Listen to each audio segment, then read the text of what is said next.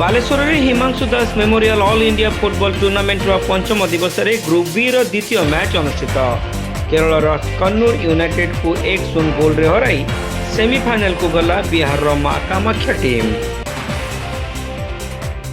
Baleshwar Himanshu Hari foundation आनुकूल्य रे आयोजित होता Himanshu Das memorial all India football tournament पंचम दिवस में ग्रुप बी द्वितीय मैच अनुष्ठित हो जाइए। बिहार बक्सर स्थित मां कामाख्या फुटबॉल क्लब एवं Kerala Kannur United football club मध्य यह मैच खेला जाइथिला।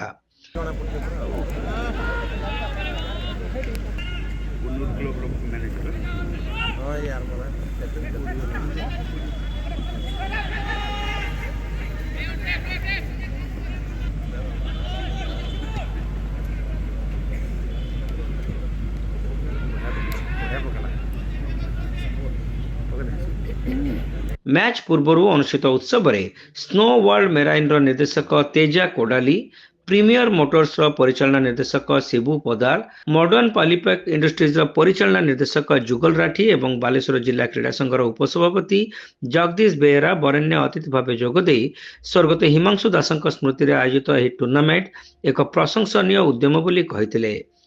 एते बड़ फुटबॉल टूर्नामेंट जो ऑर्गेनाइज करते अशेष धन्यवाद।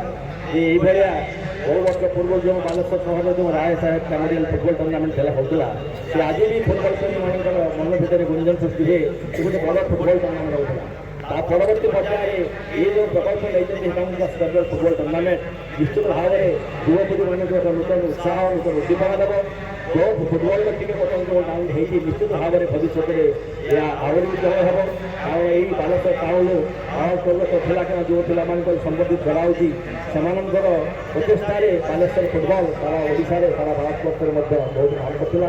तेणु मु आशा करी कि ये टूर्नामेंट आगे आगे बढ़ी चलू आयोजक मंडली को धन्यवाद देवी। फाउंडेशन भाइस चेयरमैन तथा हरिप्लास्ट मैनेजिंग डायरेक्टर संग्राम दास यह कार्यक्रम में पौरोहित्य करने सहित टूर्नामेंट आभिमुख्य संपर्क में आलोकपात करते। समस्त बालेश्वरवासी को धन्यवाद देवी श्रृंखला सहित फुटबॉल खेल को उपभोग करते। धन्यवाद देवी आम chairman Himanshu Das memorial all India football match होती तार चेयरमैन संजय दास मंगल एवं समस्त बालेश्वर एथलेटिक एसोसिएशन मेम्बर मान को भी धन्यवाद देवी जे माने बहुत कोऑपरेट करते। आज पड़ियार जो स्टैंडर्ड देखुଛନ୍ତି सेटा ସେମାନେ ଲାଗିକି ସମସ୍ତେ କରିଛନ୍ତି। फाउंडेशन चेयरमैन युव शिल्पोद्योगी संजय दास यह कार्यक्रम में उपस्थित थे। टूर्नामेंट आयोजन कमिटी संपादक सुजय आचार्य शेष में समस्त को धन्यवाद अर्पण करते।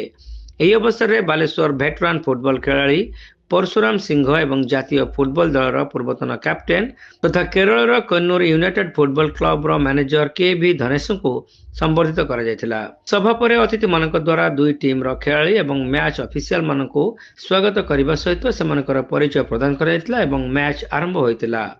संघर्षपूर्ण मैच रे प्रथमार्धर 44 मिनिट रे मां कामाख्या टीम 5 नंबर जर्सी रे थिबा फिलिप प्रथम गोल करी टीम को अग्रणी कराइथिले। एकाधिक प्रचेष्टा सत्वे गोल करने को कन्नूर यूनाइटेड क्लब विफल होइतिला।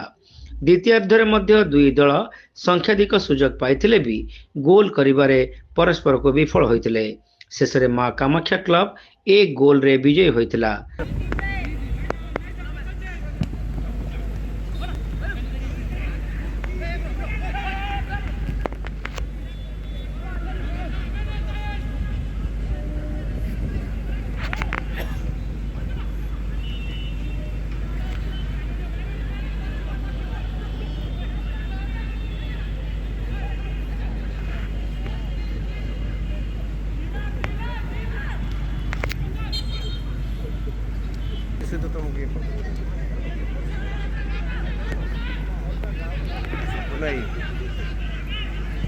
मैच रे एकमात्र गोल माध्यम श्रेष्ठ प्रदर्शन पर मां कामाख्या क्लब फिलिप को प्लेयर ऑफ द मैच भाव विवेचित करा टूर्नामेंट फॉर्मेट अनुसार यह मैच जीति मां कामाख्या क्लब ग्रुप बी द्वितीय विजेता टीम भाव सेमीफाइनल को उत्तीर्ण होती।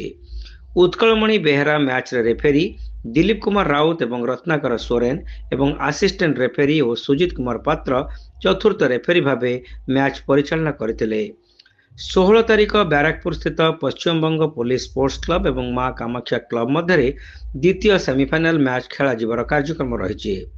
17 तारिख दिन कटक नीता फुटबॉल एकेडमी और बाराकपुर स्थित पश्चिमबंग महिला पुलिस स्पोर्ट्स क्लब मध्य प्रदर्शनी फुटबॉल मैच और 18 तारिख टूर्नामेंट फाइनाल मैच अनुष्ठित हेबो बोली आयोजकों पक्षरु सूचना दी जाइए। बालेश्वर जिला क्रीड़ा संघर कार्यकारी सभापति अभय महापात्र टूर्नामेंट आयोजन कमिटी सह संपादक राजेश महापात्र एवं अभ्युदय दास, डॉक्टर श्रीमान श्रीचंदन, असित दास, अमरेंद्र पात्र, अयन सेन, विश्वजीत पारमाणिक, संपत दास, समर दास, अर्पित साइमन, अश्विनी सामल, सुशांत पंडा, दिलीप दास महापात्र, शशिभूषण मिश्र, सुजित महापात्र, निमाई राउतराय, प्रदीप दास, रजत दास, चिरंजीव माना, फिरदोस प्रमुख यह मैच परिचालन में सक्रिय सहयोग करथिले।